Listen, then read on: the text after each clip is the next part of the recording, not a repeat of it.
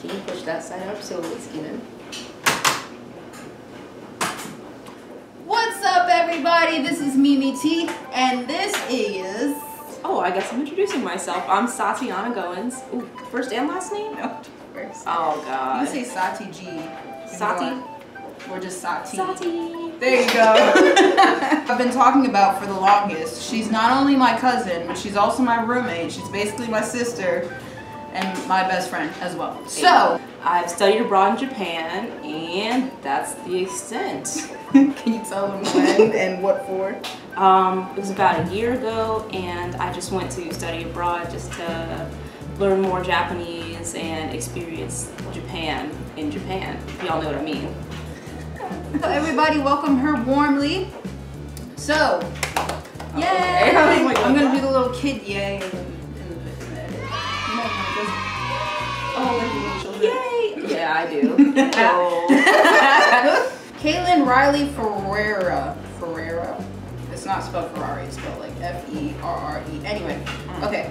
So she says, hello everyone. Thanks for the video. Focusing on Korea and Japan separately was new and quite helpful. As a young woman of color who has grown up in South Africa, the gold standard for all racism, we learned very early on here that there are just certain things we should and should not do for our own safety and protection. So my question is, what is the general attitude of young women in Korea and Japan, especially for young foreign women of color? I've heard that there are certain levels of harassment. If you could please expand on this matter so I can try and gauge from your explanations if I would be prepared for something better or worse. Start off with, I guess, safety. That's the most important for females overseas. I'm down for anything. I'll do anything. So if I'm traveling by myself, I usually do it during the daylight, and if I'm partying at night, I'll still travel by myself because I feel relatively comfortable in Japan doing that. But still, you know, people do get kidnapped still, so you know, you do have to be on your toes regardless. Nothing to worry about in Japan, mostly. Second day, I was able to go and walk around the street because I wanted to map out what was going on, right? I wanted to map out my location because say if, you know, we had a little too much to drink, we were a little too much fun, and didn't really know what was going on. I wanted to make sure that I knew how to get back home. So what I did is I went out at 2:30 a.m., 3 o'clock in the morning, and I walked around the city because I wanted to see if I could navigate myself back home by myself in case something else were to happen. I'm the type of person that likes to scope out my surroundings. So when it came to Korea, I can let y'all know that I felt more safe over there. 174.6% more safe over there than I do here in America. Facts. Basically, when I was out by myself, like I have like high alert senses, especially when I'm in new territory. So I tried to gauge how the people were and how they saw me, of me just walking by myself, especially as an African American. And so they didn't care. They minded their own business, and I, you know, tried to keep in mind that, you know, there are still people behind me that I may not see. There are people like in front of me that I can't see, peripherals and everything. No one tried to tail me. Nobody tried to follow me. I was not harassed. I wasn't like talked at. I wasn't catcalled like I am here all the time. None of that. We didn't get any of that. I'm not trying to like I pride myself on it, but I did get groped once on a bus. I mean, I got groped once in the club. Hello! There she comes. And just did a little touch and feel, but just one and done. You're so casual. I mean, her spirit is very like fluid and loose, so not a lot of things offend her very easily. You guys will learn more about her personality, just like you have with Mikey, Matt, mine, and Eric's personalities. So you guys are gonna look. I got grabbed like at the club, but the amount of times that that's happened to here is disgustingly uncountable. So that's really not anything, unfortunately.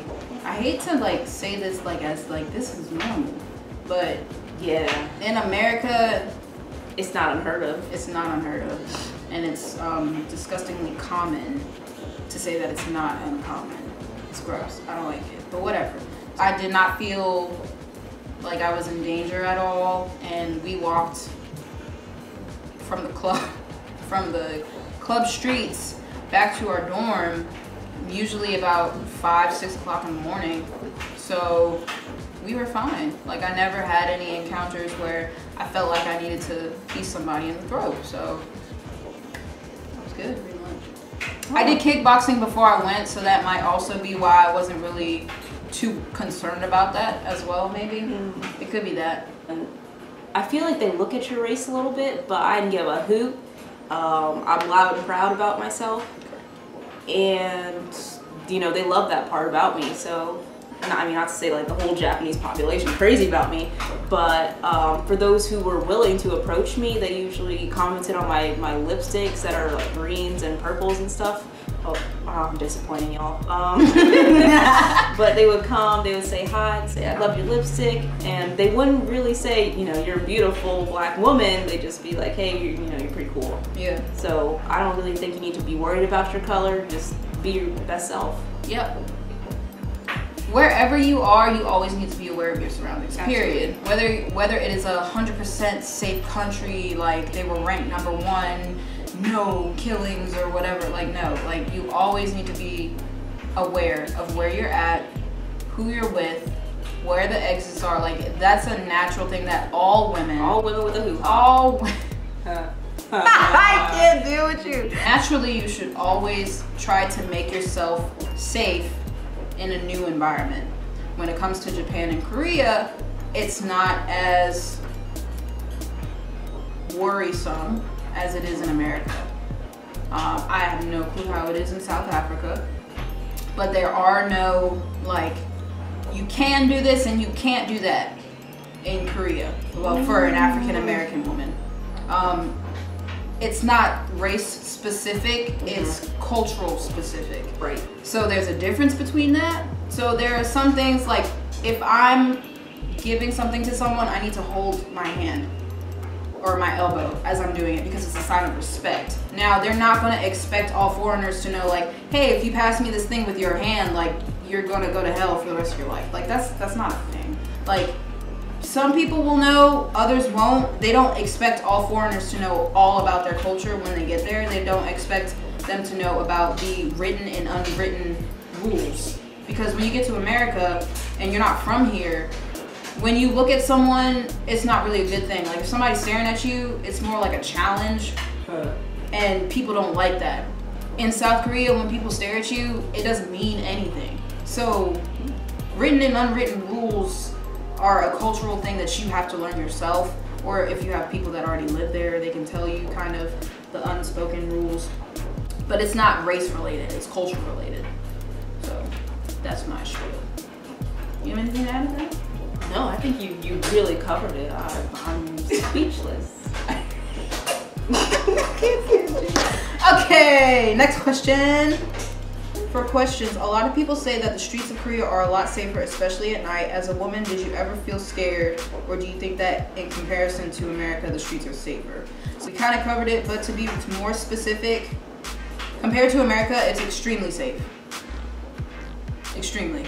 And Japan, I'd say ridiculously safe. Yes, you'll be okay. You will be 100% okay. Well, maybe like 98%, you know. Because you always need that, like, that, hey, everything's not okay. Everything's not okay. Because you still have to be aware of your surroundings, kids.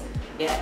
But in Japan, if you see a side street that's not well lit, come on, use your common sense. Don't go down it. If you see a side street that's really small, I wouldn't go down that either. Correct. That's just asking for something, y'all. Correct. But there are quite a few side streets, and unless you don't know your way, I wouldn't. Unless you don't know your way, unless you do know your way, I wouldn't go through them, especially at night. And when it comes specifically to Japan and Korea, they're safer than America. Period. Oh, period after America. Yeah, that's not it's not an argument. It's not an opinion. It's like a factual statement.